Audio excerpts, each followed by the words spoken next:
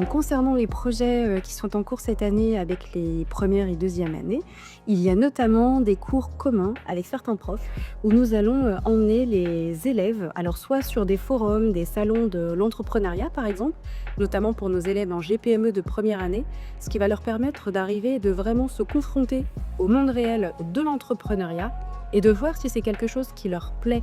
De constater également que les outils que nous leur présentons à l'école sont des outils qui sont utilisés par de vrais entrepreneurs et qu'ils ne sont pas seulement des outils appris pour les besoins d'un examen.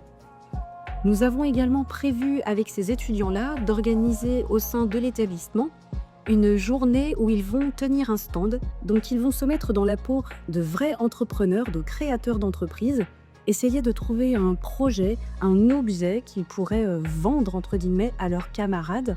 Ils vont devoir organiser ils vont devoir organiser tout le stand, le salon, à proprement parler, donc avec ce qui concerne la partie, décoration, la partie logistique, les achats de matières premières, la fabrication, la communication sur les réseaux sociaux. Donc on va là, si vous voulez, toucher à tout un pan, de notre, sommaire de cours et ils vont pouvoir travailler 3 ou 4 chapitres, mais de manière concrète.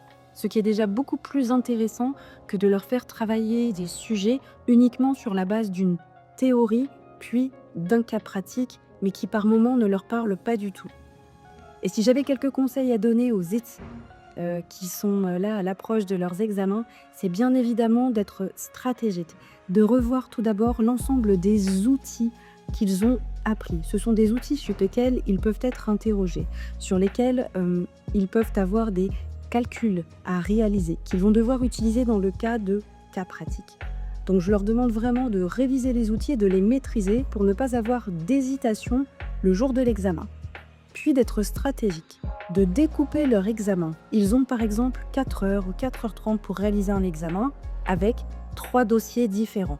Eh bien, s'ils voient que le premier dossier, au bout de 1 heure, ils sont toujours en train de tourner en rond, qu'ils changent de dossier.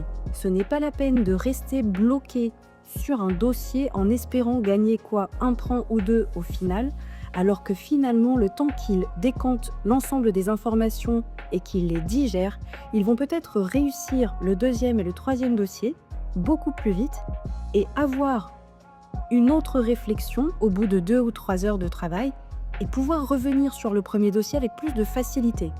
Donc vraiment ne pas s'entêter quand on n'y arrive pas, mais essayer d'aller récupérer des points là où il y en a à récupérer et notamment peut-être sur des questions un peu plus faciles que d'autres. C'est vraiment à ne pas négliger.